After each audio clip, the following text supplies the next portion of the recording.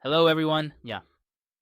Today we will continue to look at the content of HCI-Storage. The last knowledge point about mechanical hard drives that we will cover is our interface technology. Previously, we have covered some basic structures. After introducing aspects like storage and transmission, the last part we will look at is interface technology. As for interface technology, actually all hard drives are the same. They all fall into these few types. No matter how complex the internal structure of a hard drive is, ultimately, it needs an interface to connect with the outside world. We have these 5 types of interfaces. These are the 5 commonly used interfaces for our mechanical hard drives. First, let's take a look at the interface. Here, we have what is known as the IDE, which is known as the Integrated Development Environment.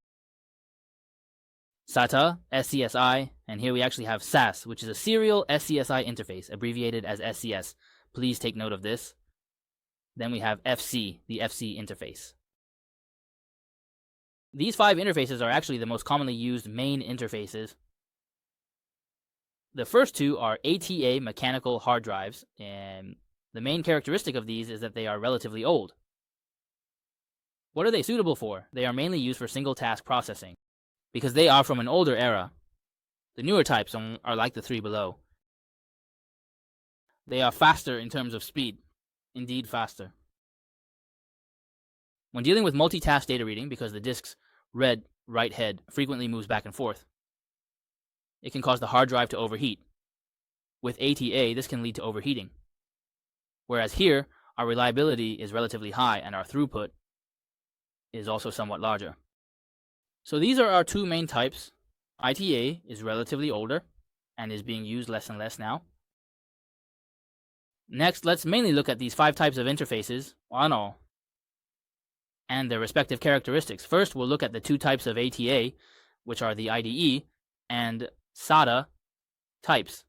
First, let's look at the IDE hard drive. The IDE interface, actually, first of all. What is it? It is a type of parallel transmission. We've talked about the characteristics of parallel and serial transmission before. It uses parallel transmission. Here first. This is essentially the earliest mechanical hard drive.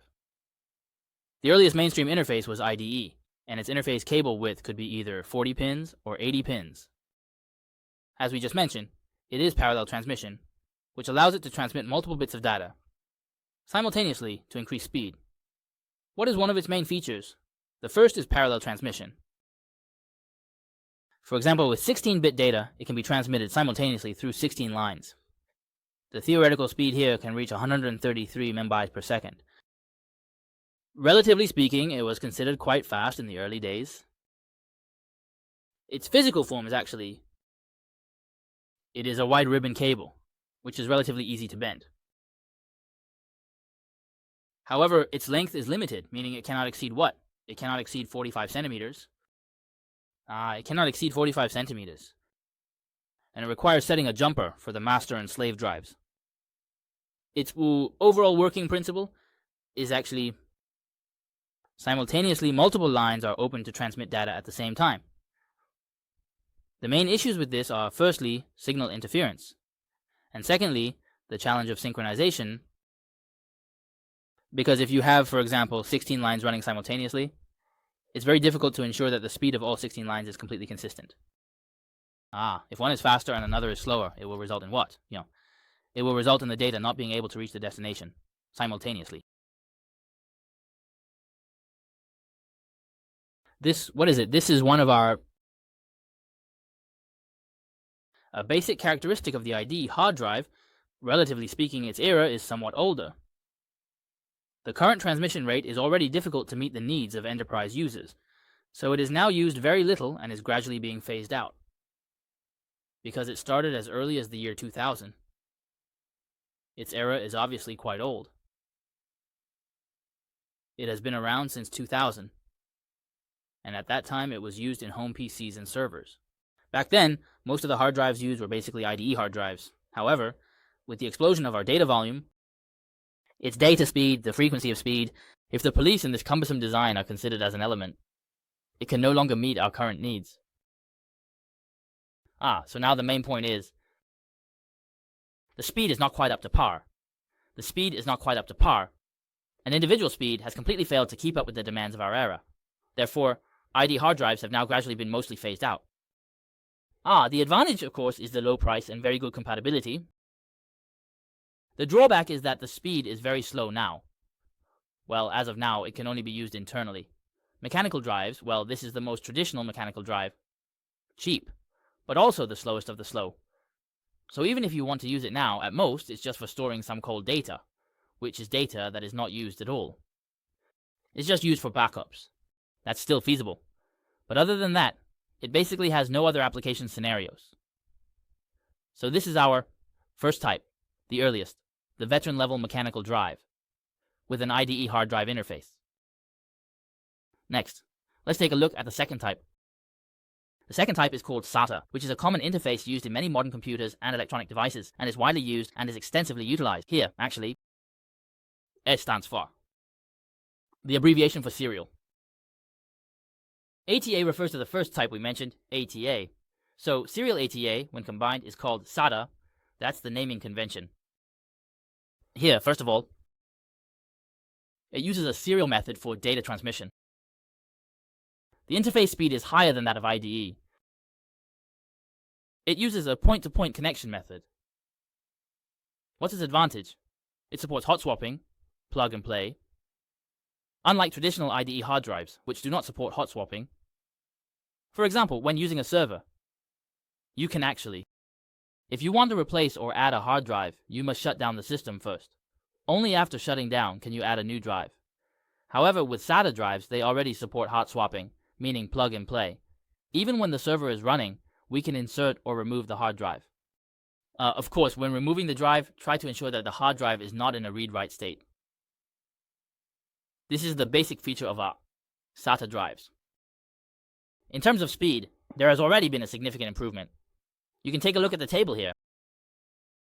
From the initial version 1.0 to 3.0, you can see here that the earliest mechanical drives indeed weren't very fast, right? 150 MB per second. Here it is. Compared to ID, it is actually faster. As we mentioned earlier, AID was at 133 Mbps, but here it has already reached 150 Mbps with version 1.0. And by version 3.0, it has reached 600 Mbps. This speed is actually quite fast. The overall speed is quite fast. Its overall attempt rate can reach about 30 times that of our traditional IDE drive, as mentioned earlier. In terms of data transfer speed, it has reached about 30 times. Here, first of all, its frame is generally 7+15. The 7+15 uses a single channel, and the transfer rate is faster than the traditional ATA mode of IDE. Moreover, with our SATA interface, we perform data encapsulation.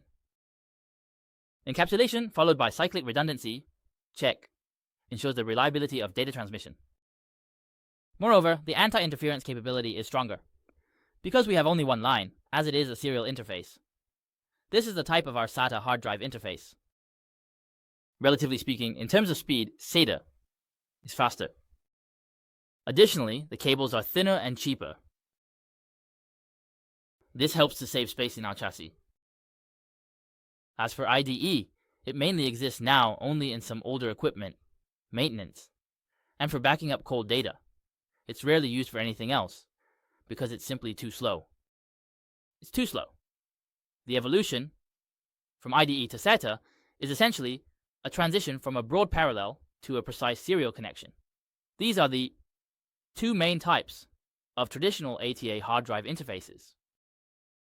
Alright, that's all for today's content. If you want to learn about Huawei certification technology or obtain the Huawei exam question bank, please send me a private message. You can also leave a comment below the video for technical discussions. Okay, let's wrap it up here for today.